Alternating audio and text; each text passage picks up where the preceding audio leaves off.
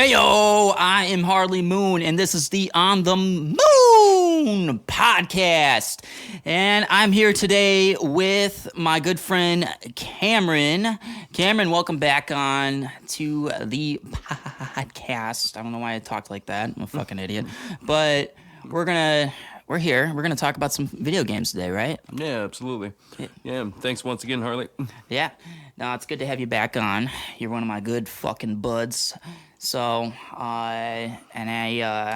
been a while. I actually haven't had anyone on here in months, so. Yeah, well, this whole COVID thing's been, shenanigans, so. Yeah. So, we were talking the other day, so it was kind of a spontaneous idea that we had the other night, and, kind of had a moment being like, well, let's fucking talk about video games. Yeah, so, why not? Yeah. Kind of wanted to get into it, talk about, just a whole bunch of shit. You got a lot more knowledge than I do about all this shit. I grew up playing this shit as you have, Right. but you know more about modern gaming, and we're gonna get into that. But I want to talk about some some old shit, like when we like games that you and I grew up playing, and what our favorites are. Yeah, and, absolutely. Yeah, and so, I went a little crazy earlier this afternoon and wanted to look up some historical facts. I wanted to find out, where did video games come from? Like, what was the fucking origin? I did like a half-ass search on it, and if we really want to dig into it, I can do a little Google search really quick. But so from what I looked up here was that the very first form of a video game took place in 1958. It was made by this physicist named William. I'm gonna fucking botch this last name. Higginbotham. Looks right. Yeah, I don't know. I don't know if that's German or fucking whatever. Who gives a fuck? But this guy, Mr. Higginbotham, made the first video game back then, and it was a simple tennis game, similar to Pong, and it was considered a hit at this fucking laboratory open house called Brookhaven National Laboratory. I'm not gonna talk like I know what that is.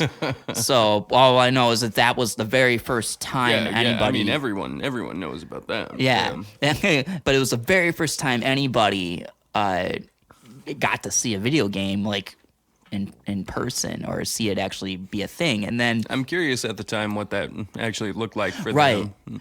Yeah, I mean, I don't know. I don't think there's. I didn't really see it. This is once again half-ass search. I don't know if there was ever like any imagery, or if there's. It's all like paper printing out. Yeah, mind you, yeah. Move by move. Yeah. Meanwhile, it was 1958, so even if there was a photograph or something, it's not gonna be a good-looking photo or whatever. Yeah, it's gonna look like, oh yeah, there's ghosts. Yeah, like type of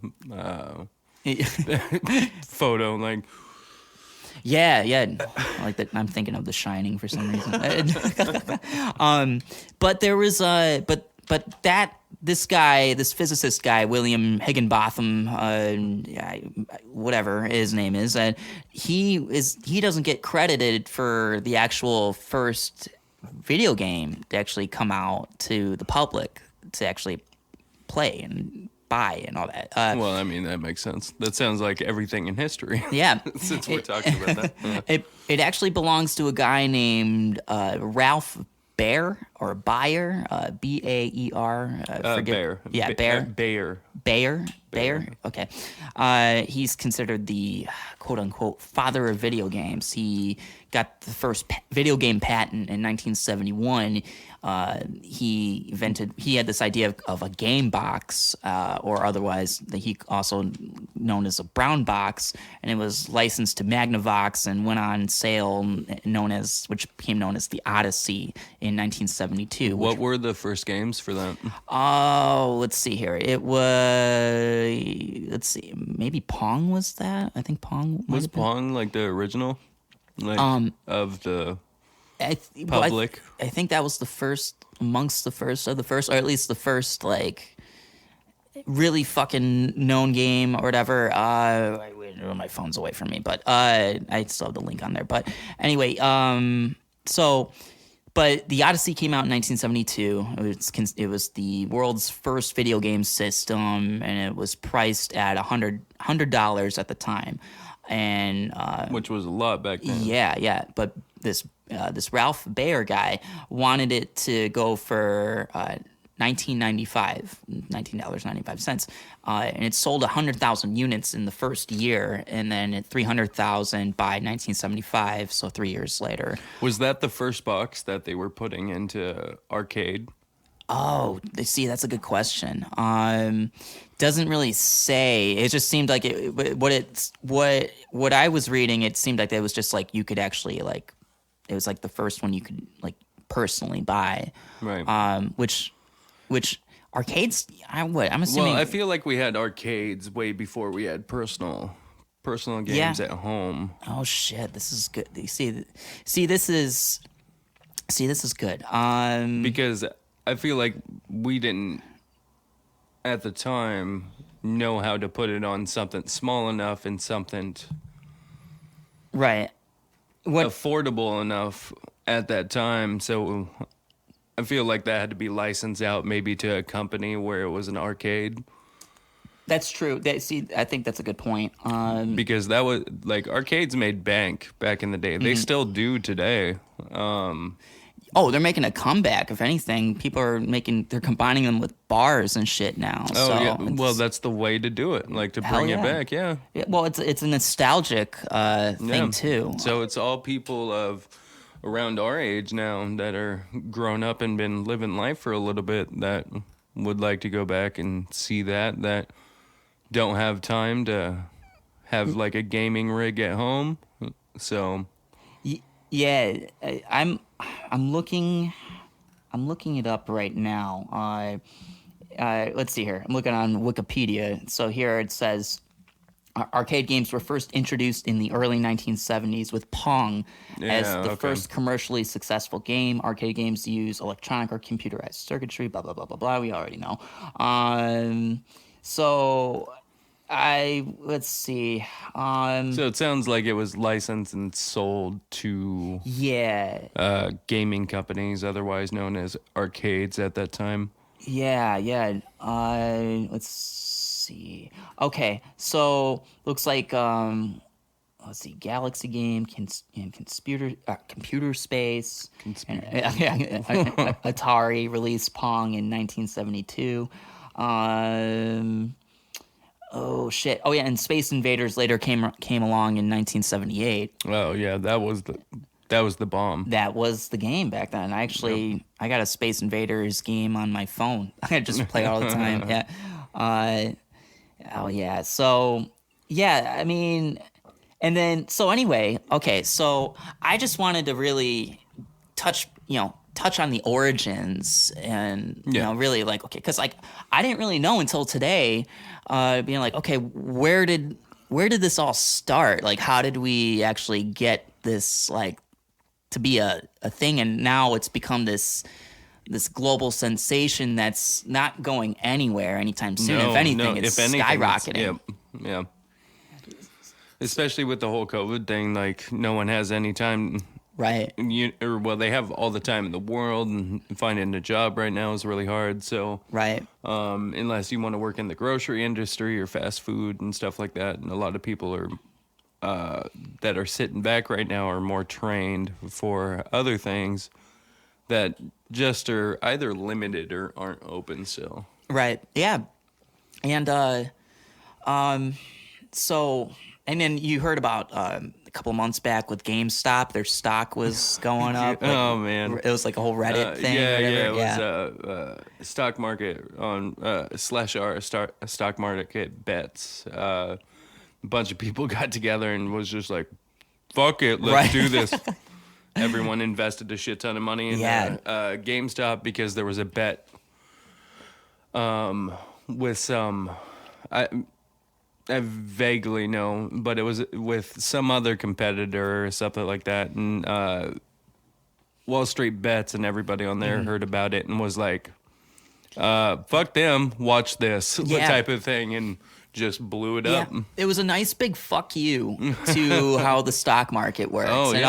all the other, the big boys of the game Yeah, that us little Gotcha. people can change it too. Yeah, you get yeah. enough of us together to just go, fuck it. Yeah. like it'll blow it up. and now they want to call for regulations on that, which is kind of ironic because those people in that game they don't want regulations. No, that's gonna mess everything up Yeah. for them, right? Yeah, I haven't kept up with it, so I don't know if there's really anything to be done with that. But now I I'm gotta sure. think about I'm it. sure. Slash R Wall Street Bets is they're planning their next, next stock jump to fuck with them again. They're just waiting for them to say some dumb shit and just be like, okay, Yeah, you're right. watch the shit. We'll do it Right. again. Bet. So, anywho, I'll just count that as one ding. So anywho, so I want to get into with our old games that we grew up on playing, and so let me ask you this: do you remember what the very first video game was that you ever played? To memory, at least. Pac-Man. Pac-Man? And I'm talking like, oh God, it's on, this was before, I think this was right before I got a Sega Genesis. It may be, so it might be a Sega Genesis or it might be Pac-Man. I can't remember which one was the first one. Long time ago. Mm-hmm. Still remember being in diapers. So with Sega, the Sega Genesis, it definitely was Sonic on that I remember playing. Excuse me. And then on the computer, it was the old big ass floppy disks that you stick into the machine, and it's like almost as big as the machine that it goes into, and it takes forever to load up this one program, but I remember that being Pac-Man.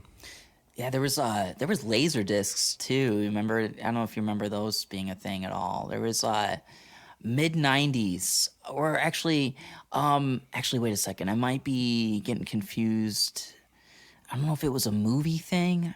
It was like I might be confused with laser discs with That might be a movie thing. It might have been a movie thing. But Because floppy disks It were failed. like Yeah. were the shit yeah. for gaming back then and data storage. Yeah. So, so Pac-Man was the very first game that you remember as the earliest. Yeah. Yeah.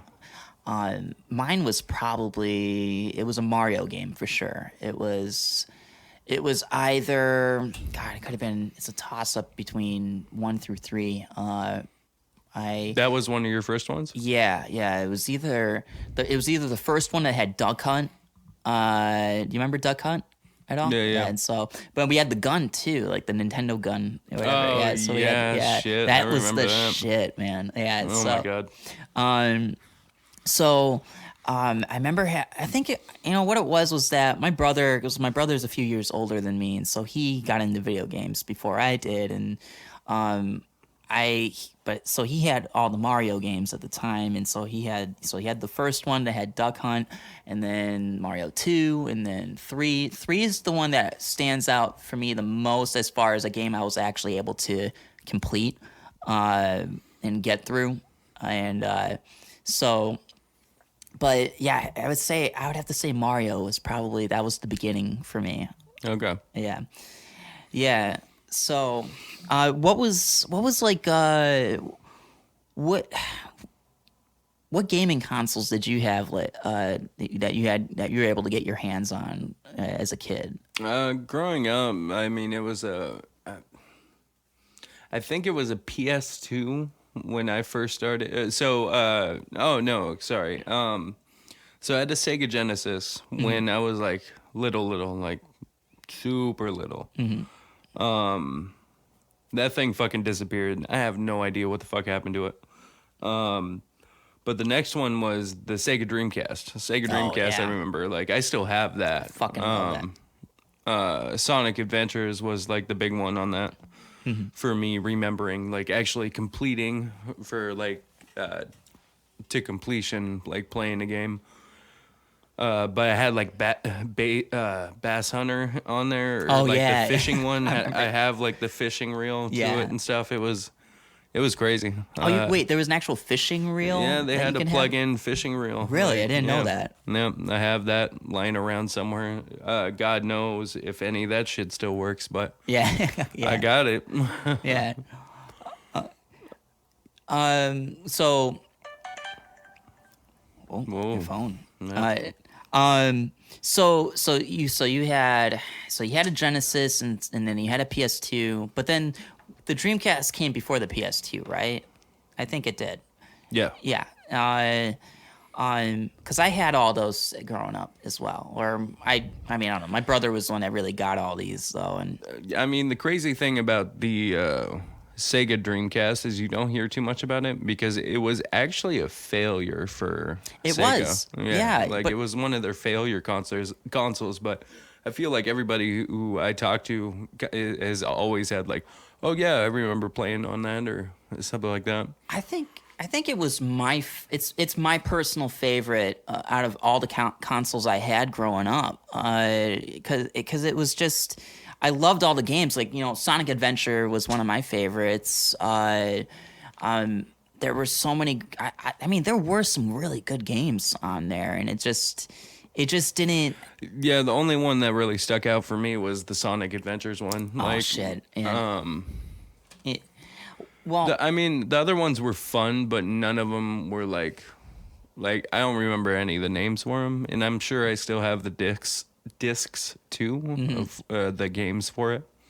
But I really don't have any memories of the other ones because I think they just got to a point where there was some shenanigans where it got too hard or like it didn't explain it well enough and I couldn't figure it out. Yeah. So and I was just like, it was fun for a second.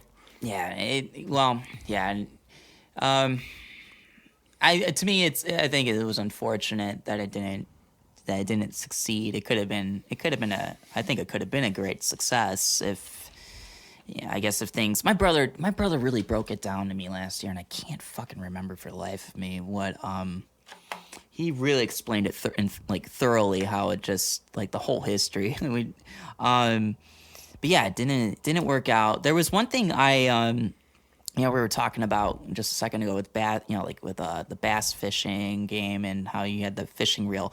I had something for PS2, and it was for racing, and I had a steering wheel with I the remember pedals that. and brakes, Yep. and Yep. you could shift it too, and like and so when I was like, what was it about? When I was like 13 or 14, I got this thing, and I was in the NASCAR at the time, and I don't know, I got in the NASCAR after Dale Earnhardt died, and so I had this NASCAR game, and I remember one day I'm like, because if you play a racing game, you actually can set it up to where you actually can do like all like 300 or 500 laps of a race. I did that one afternoon. It was long. 6 hour Yeah. like game. Yeah, it took forever. I committed to it. Oh, And I'm sure. I didn't even place good. Which was even more disappointing. I didn't win the race. So I think I had like a top 15 finish, which was very disappointing to me, and that was the only time I ever did that. I wanted first. Yeah, it was a very boring summer afternoon, which I could have just went outside and and did anything else. yeah.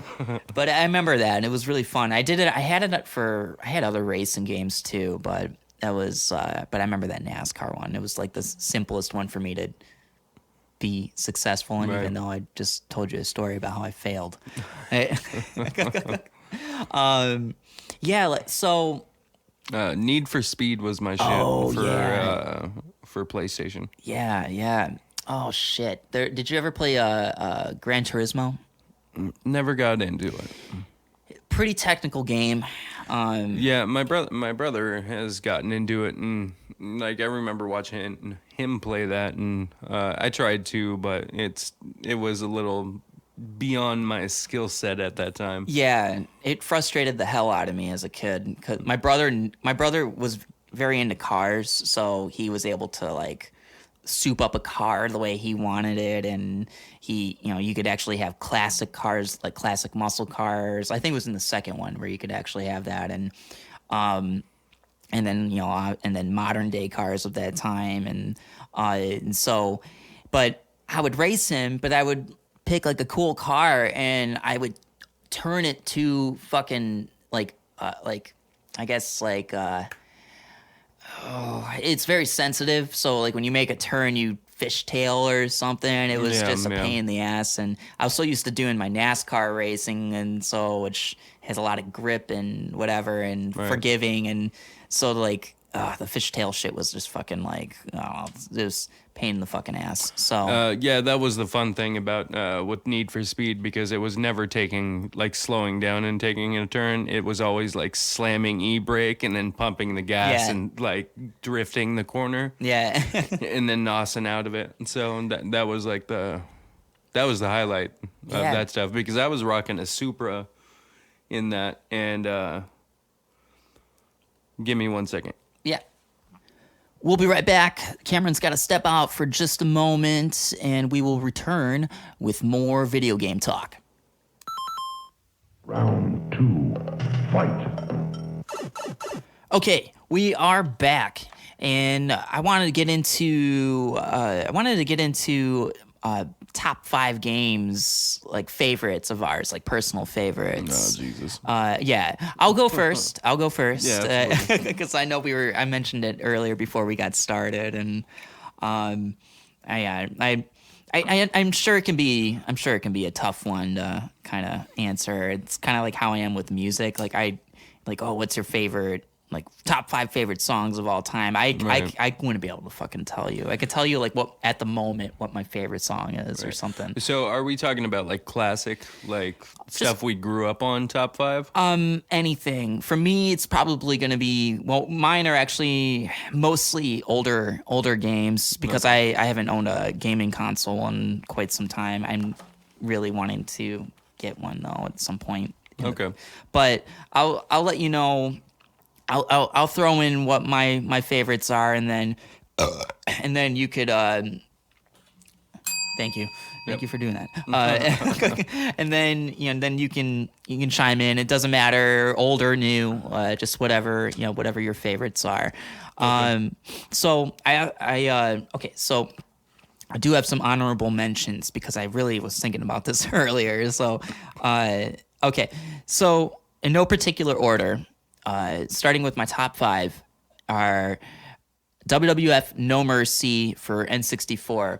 This is revered by also wrestling fans as like the best wrestling video game ever made. It came out in the late 90s. I think it was 99 maybe that it came out. The gameplay was great. The graphics not so great, but for N64 in that time, but Pretty fucking yeah. good. It was so much fun to play. And I still remember how much fun it was. Like my brother, and because my brother gets like these modded consoles, and like he'll like get them, like he'll like they'll come with like a zillion games of like everything, and Right. so if he's got an N64 one, he's got like every fucking N64 game. So he was playing that, he was showing me, and because him and I used to talk about this game all the time and be like, and we're like, yeah, that was the shit. And then he played it recently, and he's like, it's still fun to play, but it doesn't look as cool as it used to. It did not age well. Everything is polygons Yeah. and stretched textures. Yeah.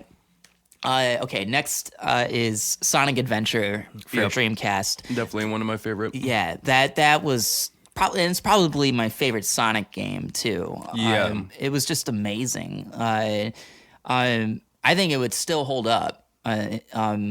Because I remember the graphics at the time too, and just seeing a Sonic game in like more 3D fashion, just fucking looking like that. I remember the casino part. I don't know if you remember it. Oh, yeah, I had yeah. a gambling problem there. Yeah, no, I definitely remember playing that instance quite a bit. I remember running around with the cat character. You have to go fish for your frog because yeah. they got away. Yeah. Yeah, I remember playing as him. Remember playing as Amy. Robotnik. Oh yeah, Robotnik. Yeah. And then Robot something with a number. shit. Yeah, like there's still And Tails. Yeah. Yeah. I don't think Knuckles was in Oh that. no, was no, it? no! Was Knuckles in that? You played as Knuckles too, I think. Yeah. Yeah, that's when those were the levels where their sacred jewel was stolen, one of the Chaos Emeralds from his temple or whatever, and like all hell broke loose. Yeah, and Like destroying his culture pretty much when they took that. so what I got next here is the Tony Hawk games, the originals, 1 through 3. I would say it's hard for me to pick out one as like my favorite. I kind of loved them all. No, I remember those being pretty good, along with the whatever the BMX one was. as well. Dave Mira's. Yeah, I had yeah, that. yeah. Yeah, I Yeah. remember that. Like that was probably a little more fun for me. Yeah. Because I liked bikes more than because I rode a BMX back in the day, but I didn't really ever get on a skateboard, so it connected with me a little more. You know what's funny? I fucking tried skateboarding when I was a kid. Yeah, I know, right? Like, Pushing yeah. yourself. No. I was like, I can tell you the moment I quit. And so,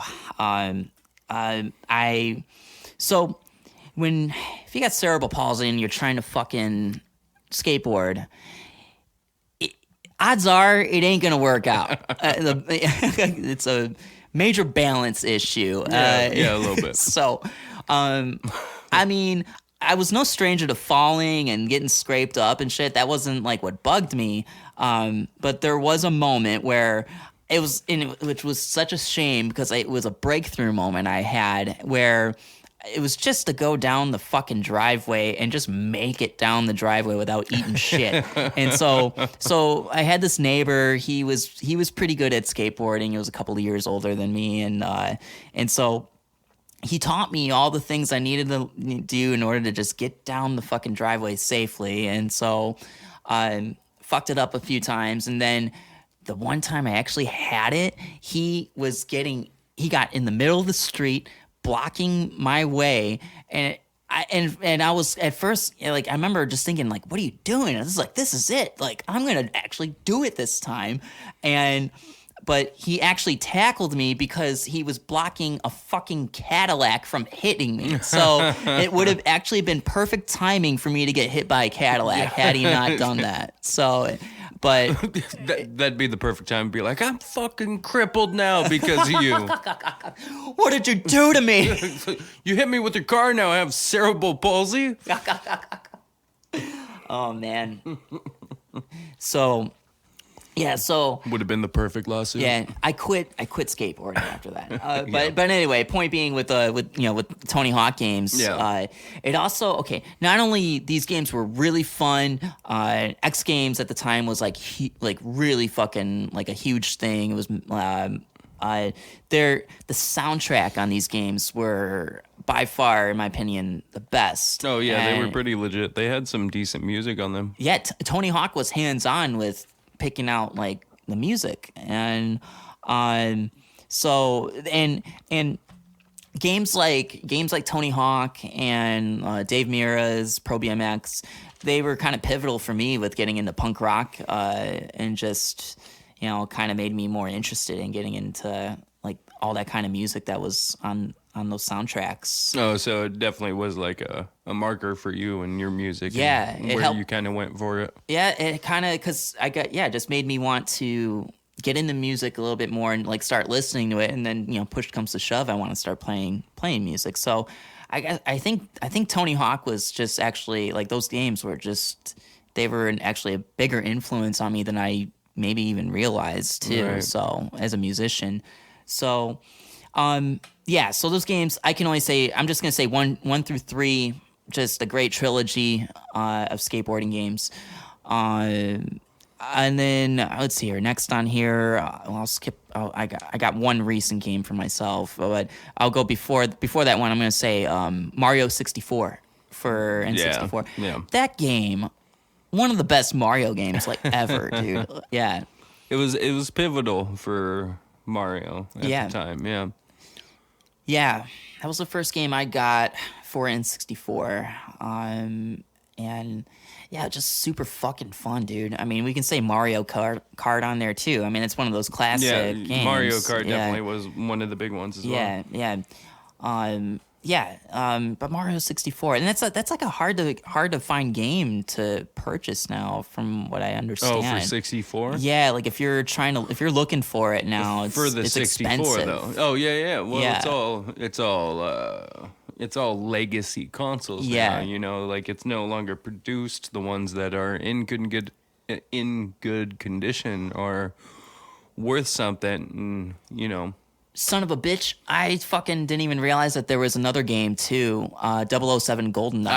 Yeah. Fuck, dude, how could I yeah. fucking forget that? Yeah, that was like one of the first multiplayer shooters that I remember playing, like Oh. with friends, the couch co-op, like Yeah. killing each other. Yeah, and that's another one of those legacy games that are hard to find, Yeah, or not hard to find, but just more expensive to. Yeah, I mean, you can get the emulators or the ones that have transferred over or been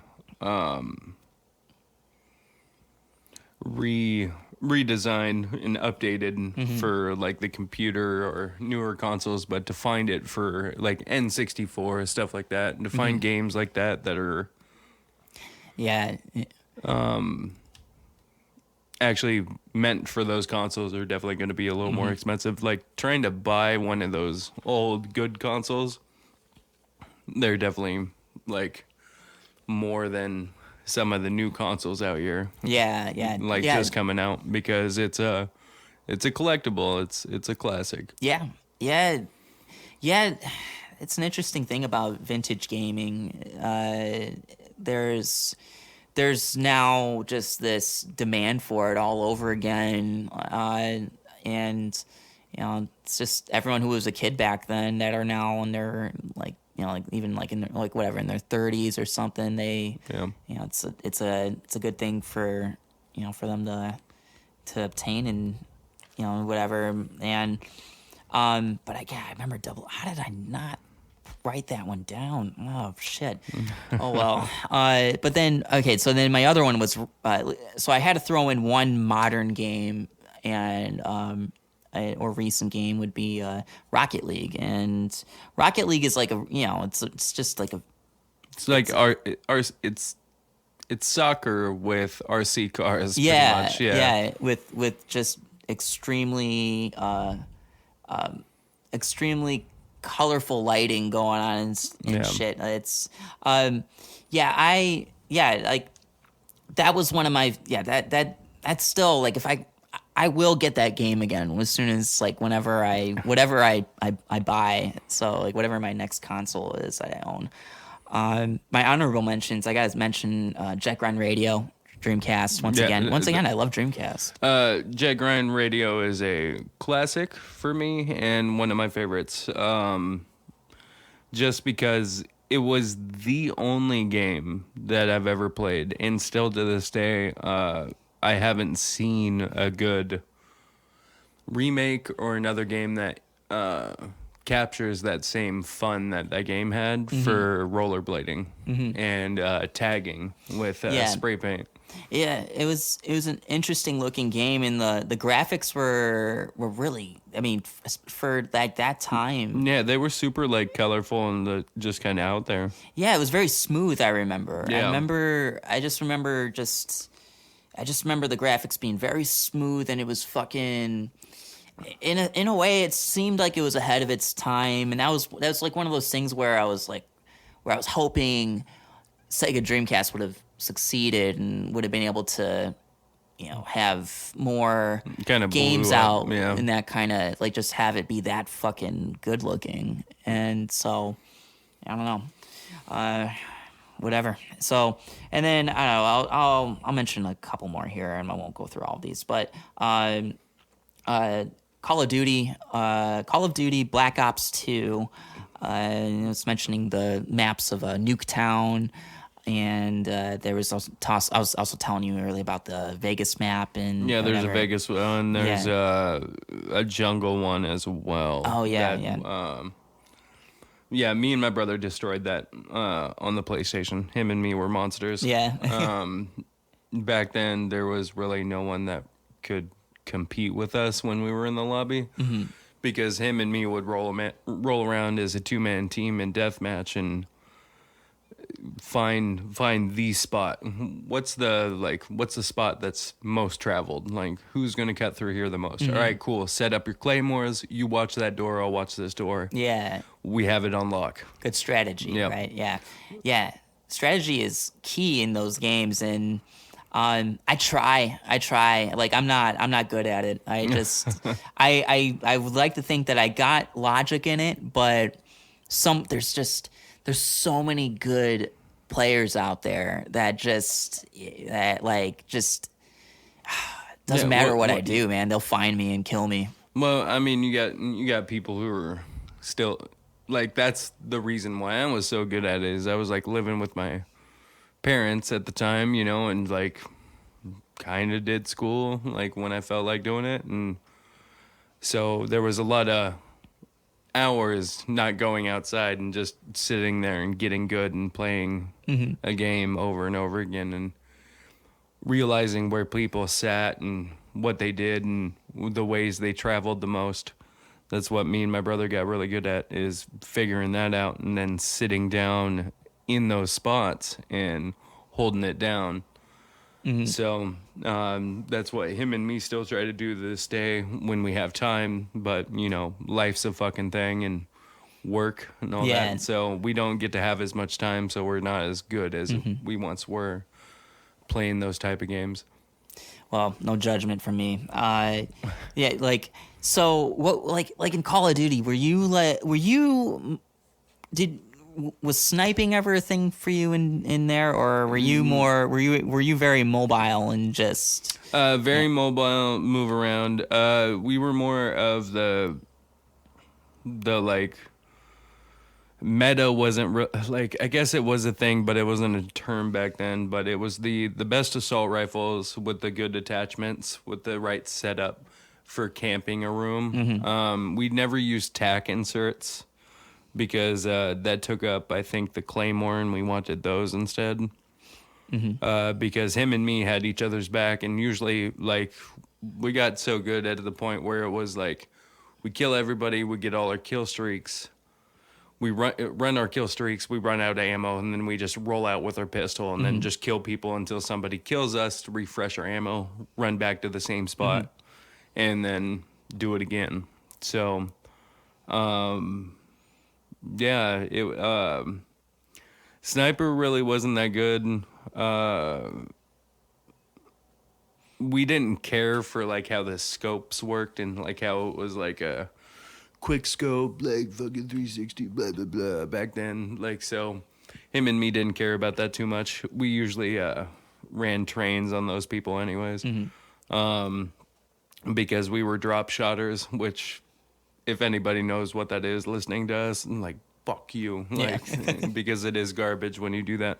What's a drop shotter? So it's where you go, as soon as you get into like a gunfight, you immediately go prone while you're still firing. So you go from standing up to laying down really quick.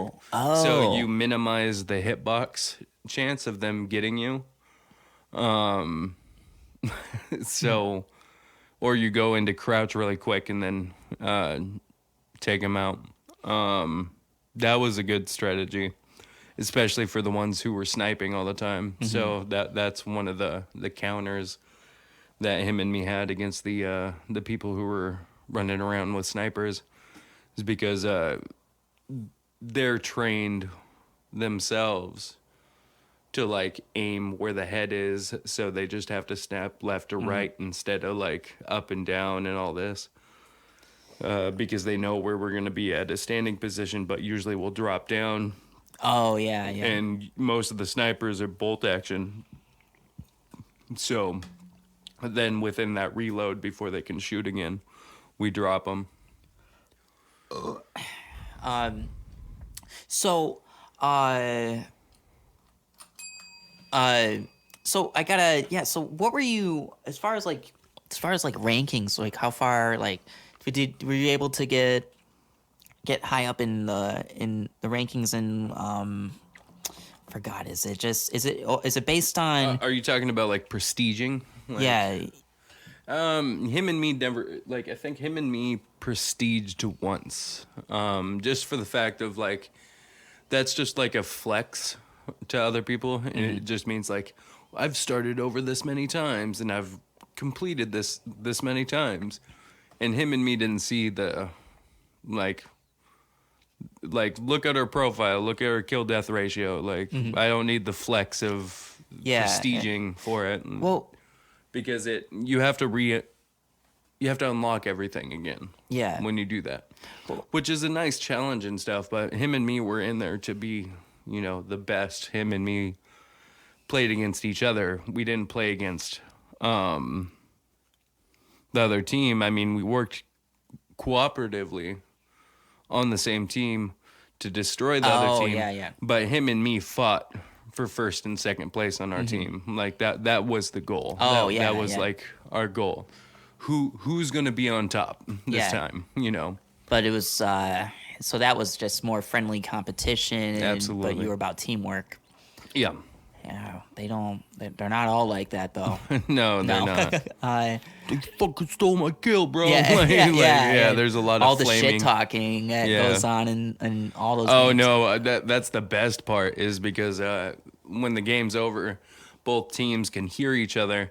And we would just hear them, just an onslaught from the other team, like, fuck you guys fucking camp in this spot. It was like, I'm strategically waiting, bro. Should have went somewhere else, man.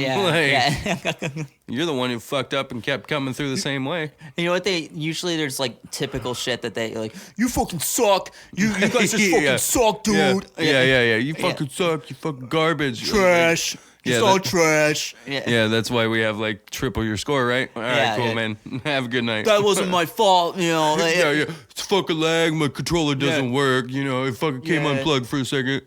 You're fucking Glitch Master McGee, dude.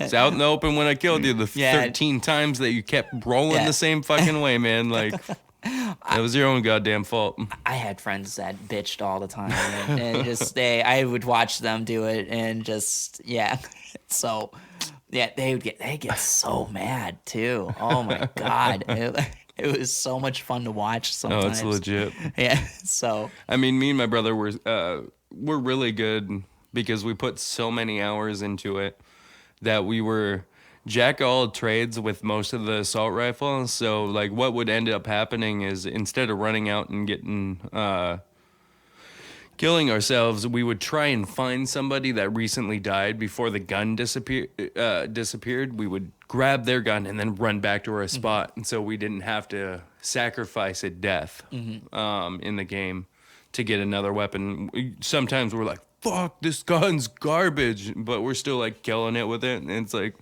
whatever, we'll make it work. Yeah. It's like, shit, we'll see. Yeah.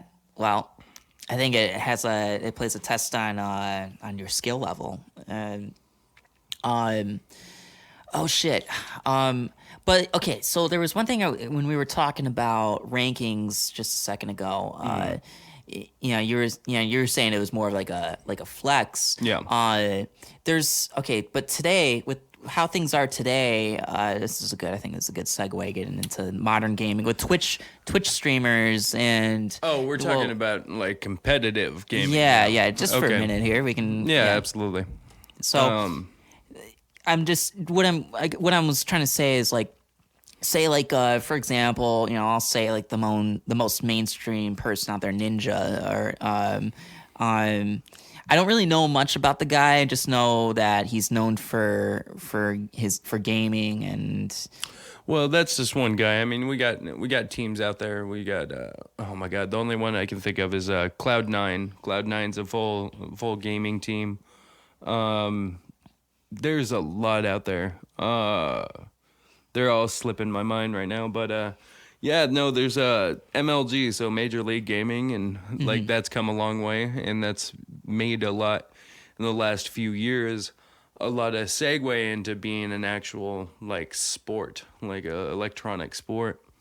And I'm super as a gamer and growing up like playing video games. I'm really proud of the community and how far it's come, and to see all the teams that band together and that are successfully doing this and making a career and a living out of it.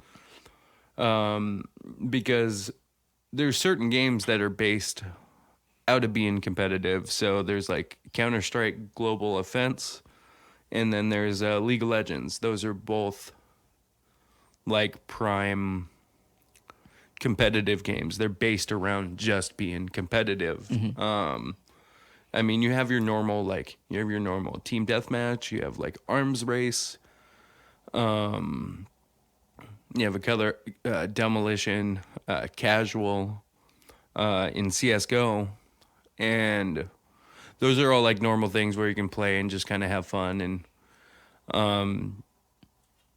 kind of take it seriously. But then they have competitive. They have like a serious competitive.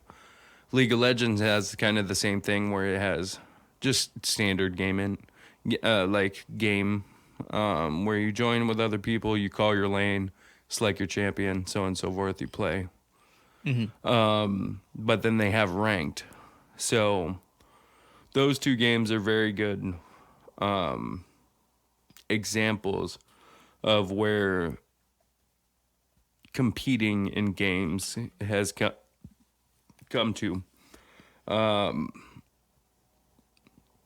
Like CS:GO was my thing. That was my jam. CS:GO.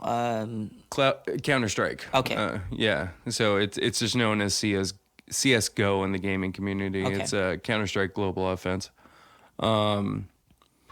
That's not the first one. The first one was Counter-Strike, and then I think their last update was like 1.4 or 1.7, something like that. And then it jumped to Counter-Strike Source as the engine was updated and revived and revisioned. They released their next games on it. So like they had like Day of Defeat. So Day of Defeat, Counter-Strike, and then Team Fortress. And then when they updated the engine and went to Counter-Strike Source, Day of Defeat Source, and then Team Fortress 2. Then they did another update which turned into CS:GO. Counter-Strike Global Offense. So they've come a long way with the game. But this was the first one where they actually put in the competitive ranking system. I got really good at that. I didn't climb that high because I didn't play too often in competitive, but when I did, I was carrying my teammates. Which was always shenanigans for me. It was always something new. But yeah, they have a ranking system in that, which starts at like the very base which is silver. Goes to silver, goes to gold. I can't remember the whole system. But I made it to MGE, which was God, I can't even remember what that standed for.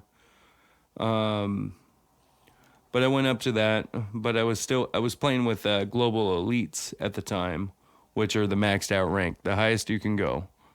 And I was holding my own with them, and they were really surprised because I spent a lot of time in team deathmatch and arms race, just getting really good at all the guns, like understanding the patterns that they spray in and how to play with those guns and stuff like that. So one day I just made a friend playing, I think it was a team deathmatch, and invited me to play competitive. And I was like, I've never played this before. I have no idea how this is going to go. He's like, oh, you'll do fine. I did better than fine. I was carrying the team. And he's like, okay, hold on. Because he was global elite.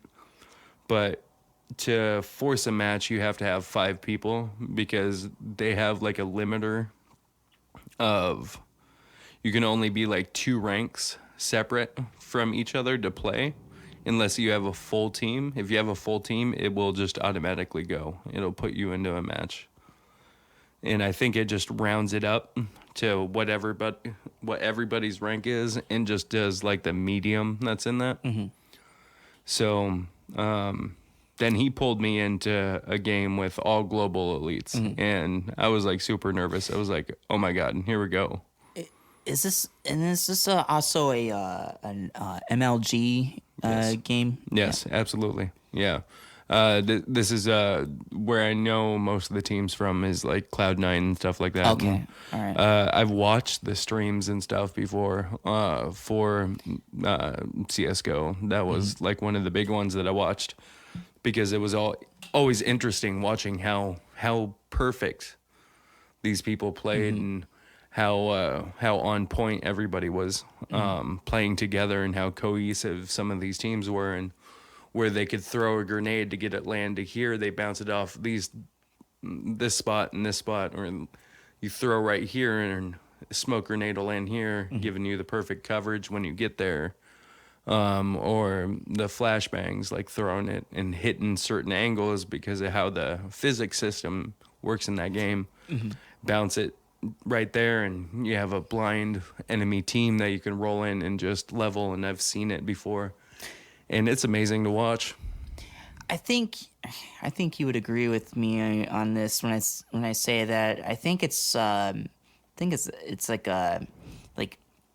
it's kind of it's like one of those types of skills that you are just kind of naturally good at, or I know everything takes practice, of course, but like for me to get good at guitar, I had to practice, but I had like a mindset, or I had something where like a good, like,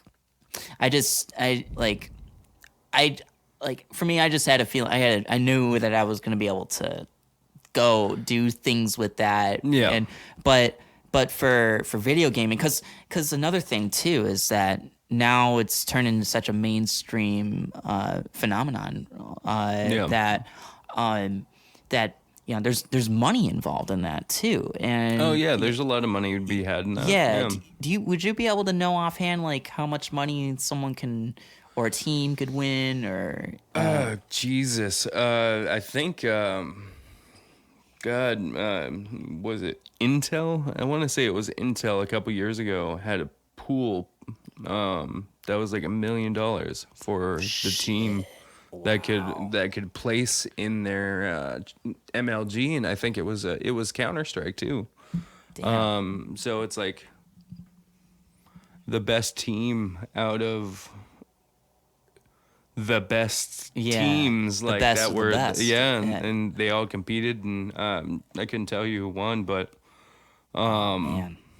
it was insane to watch, to see all these like prestigious like players go against each other, and everybody who's put so much time and dedication in to learn how the system works, how the game works, and be good at it. And not just good, some of the best players out there to go head to head for things like that, for pots and for the championships. And yeah, it was something else to watch. Yeah, one of my old roommates, because he used to, and I think that's probably what he was watching too, because I would kind of glance at from wherever I'm walking past in the house or whatever, and he'd be watching in a gaming event. Yeah. I think it might have been because does MLG cover League of Legends? Yes. Okay, Yeah. I'm assuming that's what he was. ESL. So Yeah. Electronic Sports League covers most of that. Oh, gotcha. So most of games now all have some sort of championship to it. The well-known ones, the big ones are like StarCraft, CS:GO, and League of Legends. Like those are three of the biggest ones that I've seen. And like a lot of other new games are like known, like all of them pretty much have some sort of ESL coverage. Because I mean, back then it used to be like speedrun championships. Like that was the big thing. How fast can you get through this game? How quick can you complete this game in each stage and stuff like that? But it's blown up beyond that, where it's multiplayer games, and it's who is the best team, who can win through the brackets, and who can come out on top. Yeah, you were telling me about speed runs before we got started, and let's see.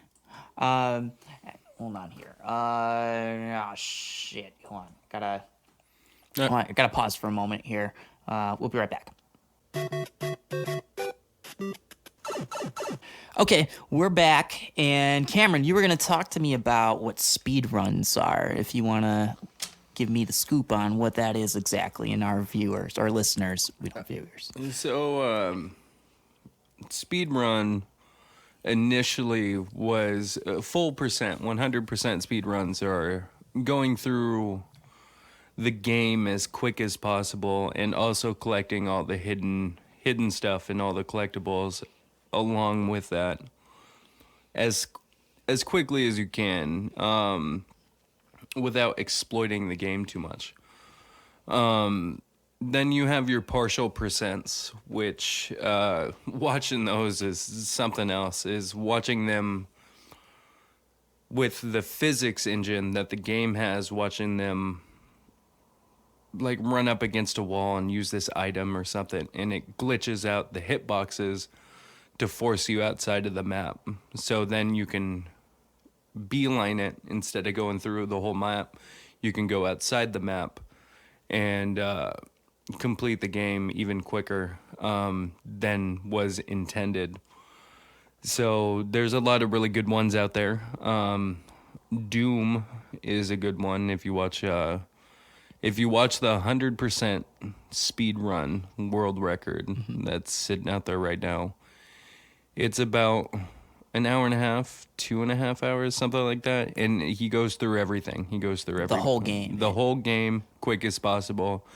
And it looks like, it's like watching, a god work. Like, because he just knows where everything's going to be, shoots everywhere where he needs to be, and he clears that level within 30 seconds. As if he made the game himself. Yeah, pretty much. Beyond that, like I don't even think the creators could play the game like that. This is just comes from refining your skill at playing that game. And then, like I said, there's the partial speed runs, or partial percent. Before you get into that one, how fast it takes to get through Doom, like how fast that dude got through it. What's what do you think is the average time for for a player to actually get through the game? In all actuality, Well, each game varies. So for 100%, well, for Doom, then like for 100%, we're probably looking at like 30 to 40 hours. okay. Like for the average Wow. person who hasn't played it before, type Yeah. of thing. Yeah, like that's being modest Yeah, as well. It could be 30 to 40 plus hours to get That's- everything, and to like that's like somebody playing it for the first time and actually taking their time to look around the map and figure out where everything is. That's still pretty remarkable to get through a game that fucking quick compared to like what the average like amount of time is to Yeah. get through it. Even if you know the game and you've beaten it before, to get through it in an hour and a half, 2 hours is, I think that's very fucking impressive. Yeah, it is. It yeah. is. Like that's one of the reasons why I'll sit down and watch something like that instead of a show or something. Like Yeah. just watching somebody who's dedicated enough time to sit there and understand a game so much and so well that they know where all the enemies are gonna spawn. They know where all the hidden stuff is. They know where all the weapon upgrades are, Right. and they know how to get there as quick as possible. So it's always something magical to Yeah. behold. Yeah. Okay, partial speed runs that you were about to get into. So those are the ones that you can complete games under 30 minutes that are meant to be, like I said, 30 to 40 hours long, through exploiting the engine, the physics engine that the game is designed around for how you behave in that game, how you run, how you walk, how you pick up weapons, how you interact with walls. There's ways to exploit that where you put this item in between you, or and it causes, and you run into it and you jump and you run into it and you wiggle around, and it causes the hitboxes to temporarily adjust outside of their normal the normal way they're supposed to, and end up actually no clipping, where you start to phase through the wall, or you completely go through the wall, and then you're able to go outside the map and by exploiting those physicalities within that engine to get where you're trying to go. There's also other ones where it's ledge jumping, where it's you're on an edge where it's not necessarily where you're standing on, but you're kind of levitating, and you do this jump thing while rotating like your weapon wheel, and it causes you to like slowly slide up. But as soon as you can jump, your character goes, it's like compounding the speed within the code, and then as soon as you jump, all that speed is released, and all that compounding of that exploit is released at once, where you're going Mach 5 now, and you fly out of the map, and you can fly around to the other side. That's wild. So you have to so there's like sweet spots and all that, and you're defying the rules and of the game itself, and and like you're kind of like it's the Matrix basically. Yeah. So Bending the rules that are already there. Yeah, totally. So yeah, because I was just looking at a little bit of those speed runs, and it looked pretty, like, I showed one for GoldenEye, and it looked really insane. So even for that, like, yeah. Yeah, there's what I saw you looking at for a second was damage boosting, which you're using something that explodes and it hurts your character, but it does cause this speed boost because of the force that's caused from that explosion, or using that certain weapon that damages you. As you're damaged, it also kind of does this pushback, but you can use it in a way where it catapults you forward faster, so you can move quicker. Yeah. Outside of the normal way of moving.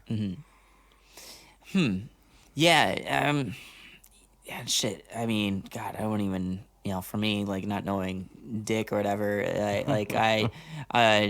it's pretty fascinating to see like how you can get through just like an old game like that too, and I'm sure it's it's like that with like every game, right? Like every game's got their loopholes. Well, I mean, there's like this.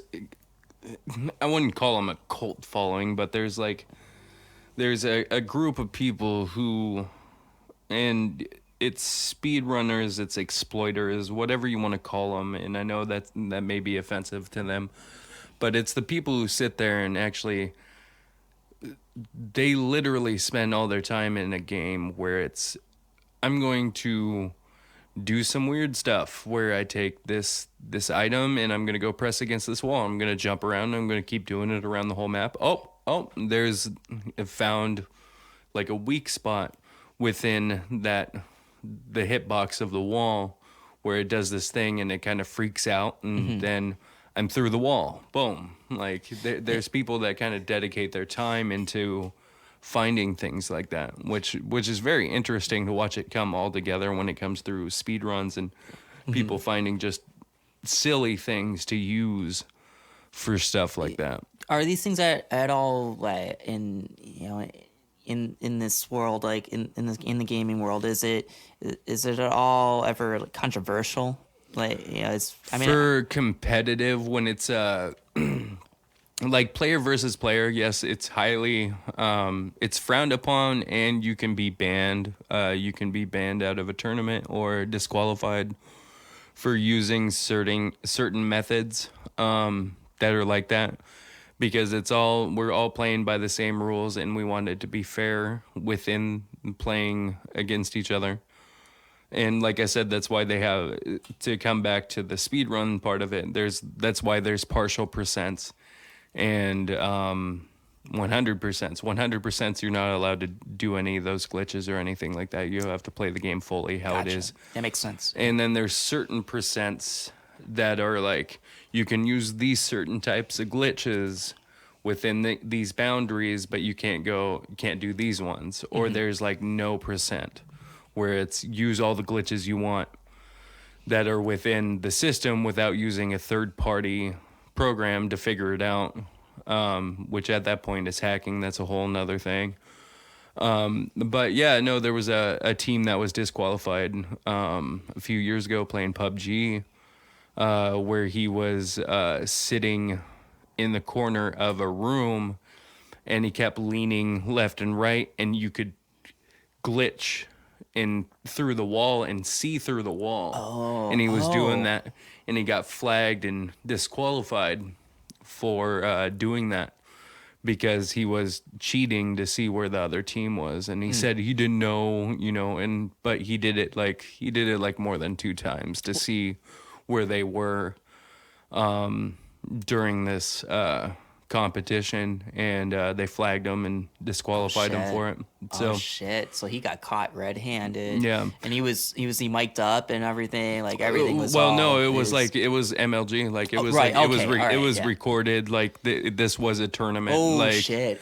And he did that thing, and one of the refs or whatever they're called in that, I'm not sure what they're called, but flagged it and then disqualified him because of he didn't do it just once, so it wasn't like a don't do it again thing. He did it a couple times where it was like he knew what he was doing. That's gotta be quite a job to be like a referee or an official or a moderator, whatever the position, like the actual like title is of that.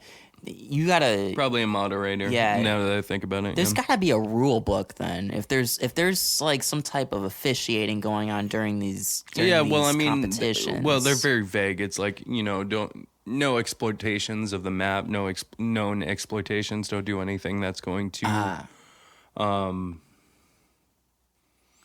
otherwise cheating that like if it's not a game mechanic that's known to be used, don't use it type of thing. Ah, okay. All right. So like peeking through a wall, like No. yeah, like because it wasn't. I don't think he was in first person. He was in third person. So the difference is, in first person, that's all your Call of Duties. Third person is like Assassin's Creed, where the camera's like behind the character and you're running around. PUBG has the option of both. So I think he was in third person and he was doing it, and he was like leaning into the wall, and it caused the camera to glitch through the wall, which made the wall see through, so you could see the landscape around him instead of being blocked by the inside of the apartment building that he was in.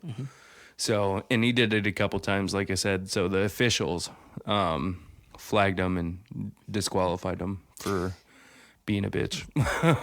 You hear that, kids? Play nice, children. Don't be a dick when you're competitively gaming. Yeah. If you're looking to get into that. Yeah, there was one glitch that was super fun, and it only lasted for about 2 weeks before, talking about PUBG as well. So Player Unknown Battleground is what the full title of that game is. There was one glitch, and it was on a desert map.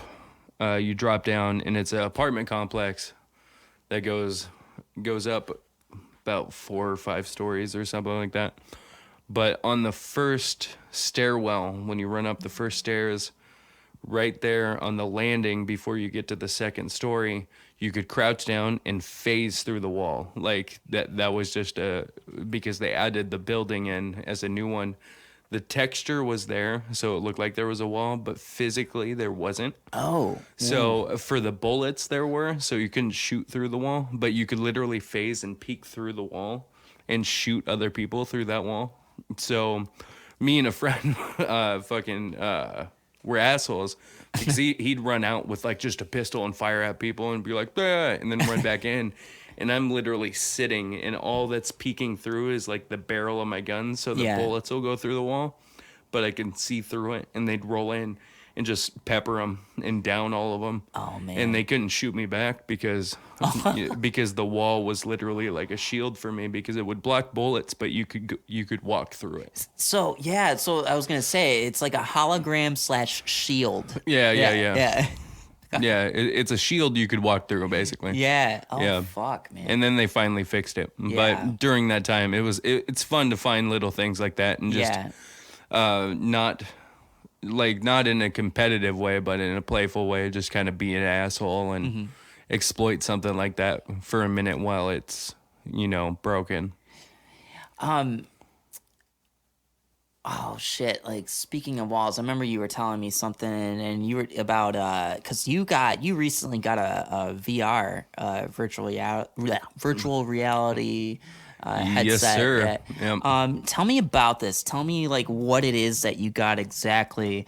And, like what's it called? And It's a Steam Index. It's one of the most top of the line out there, in my opinion, and probably one of the most reliable ones. Super fun to play with. It's augmented reality, and they did a really good job. I was talking about getting one of these for like 5 years. So it's a headset you put on, goes over your eyes, and you have controllers that kind of strap to your hands.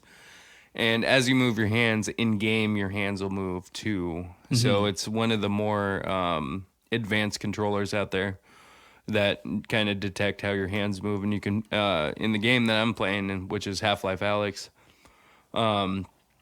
which is the same people who made the engine for CSGO. It's the same people who made the engine for Half-Life.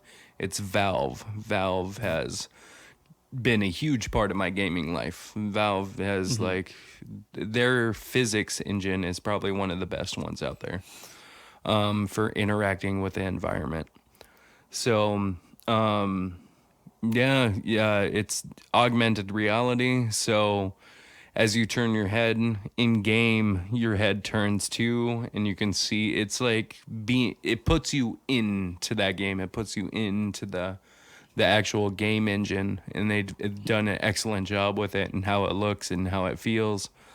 Because I definitely feel like I'm there, and it's definitely an endorphin rush and a adrenaline. It's something new. It's something different, and how they can put you into a different reality, pretty much, and be able to interact with everything. And yeah, it's crazy. Yeah, cause we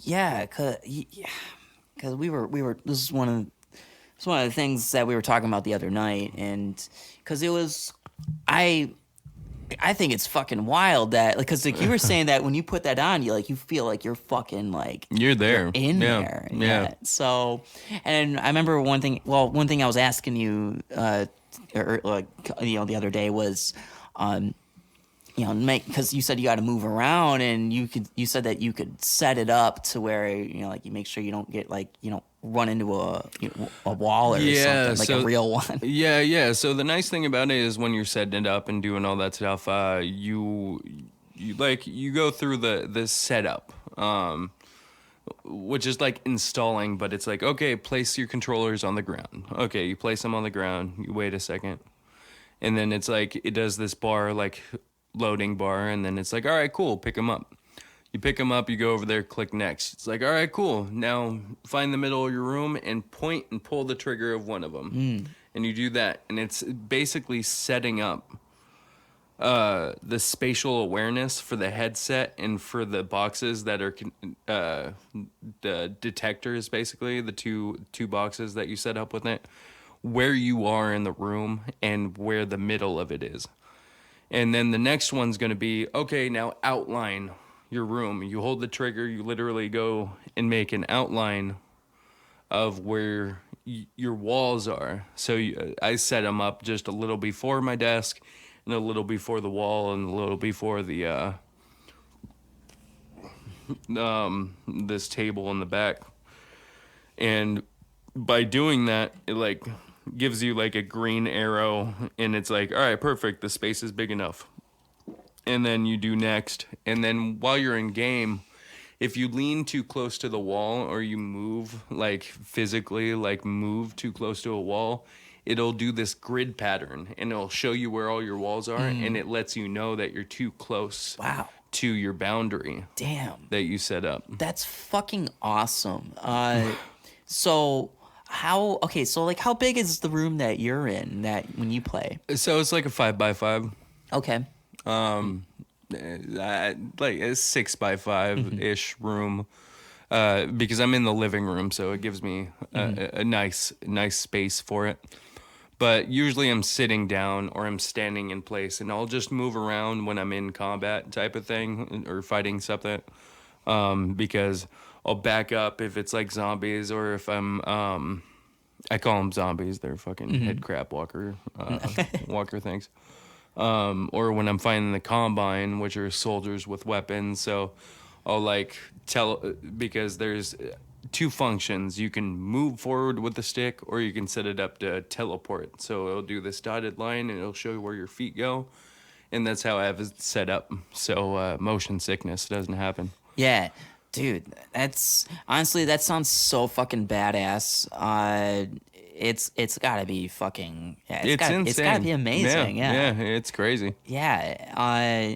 And like how like okay, if you wanted to play this in a big room, could you really just do it in a big open space? Is there like, do you know if so there's like a setting limit? it up like for like a 10x10 and actually like run around? Yeah. The only thing that really limits you from doing that is the wire to the headset. Oh, okay. So the wire to the headset's probably, I want to say, about 10 feet. Gotcha. So you have to be within that. So I want to say like 6x6 is probably like your safest bet. And like if you have like mine's not a full 6x6 or a 5x5. I usually kind of keep my feet planted and only move around when I have to. to keep myself a little centered, and I don't walk into, my roommates or the dog. Right, Kick yeah, them, yeah. kick the dog around on accident. Yeah, for sure. Or step on the dog. So I usually just have my chair at at the back of my calves while I'm sitting or while I'm standing there, just so I know where I'm kind of at, and I'll walk around after that. Gotcha. But yeah, Dude, that's fucking man. That just sounds so fucking killer. I remember when you told me you got that shit, and it sounds like a fucking blast for sure. Yeah, like it's. I mean, there's got to be a point where we're gonna get to wireless with that. Then we already are. There's certain headsets out there that have battery packed. Oh shit, those got to go.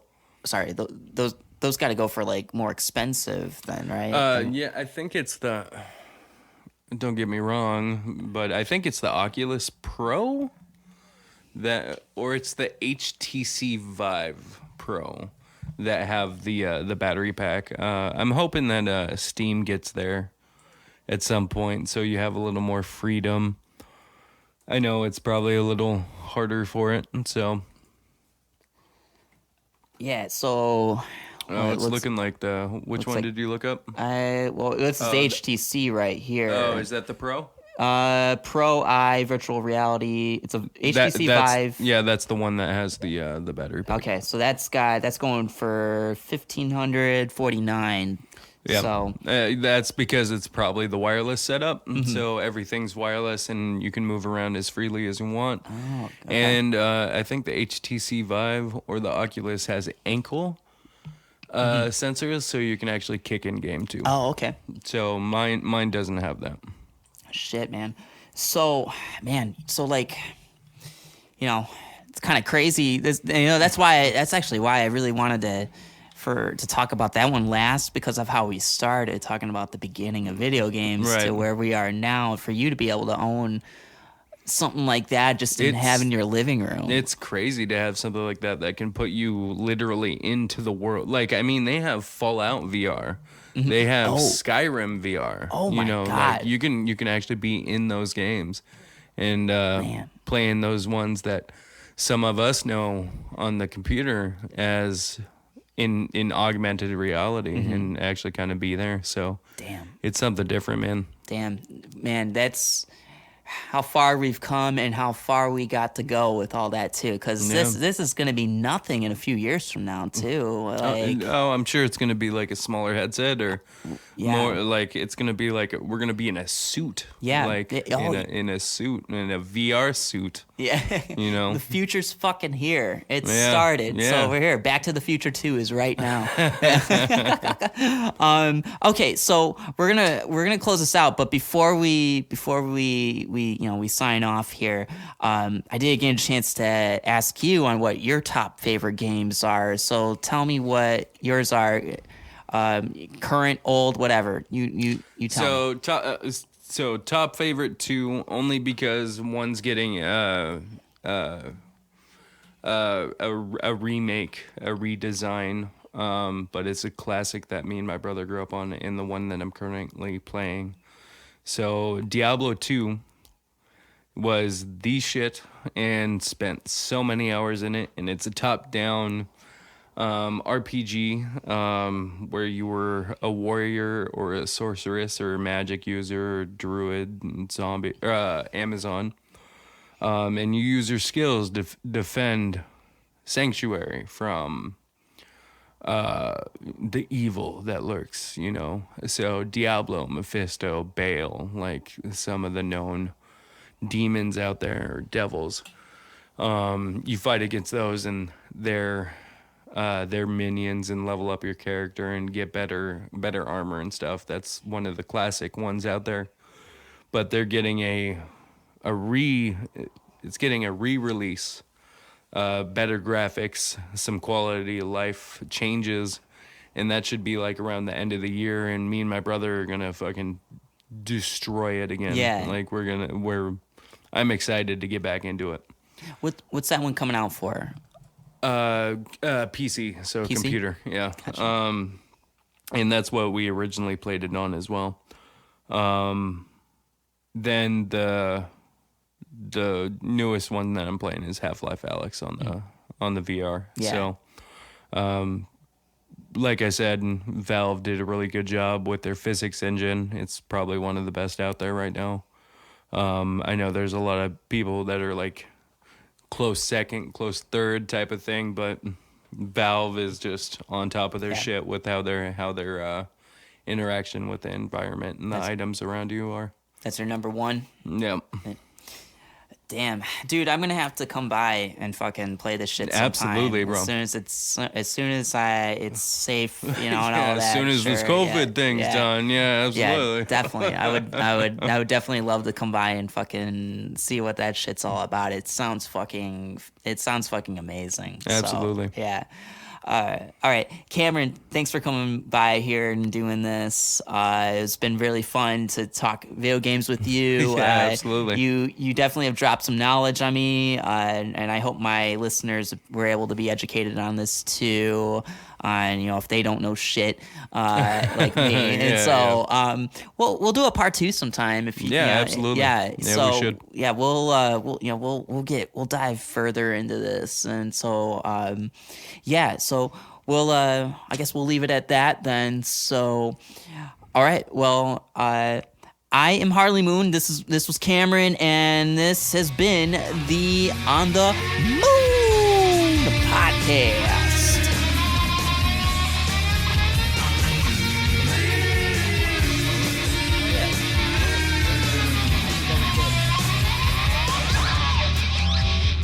No, it was pretty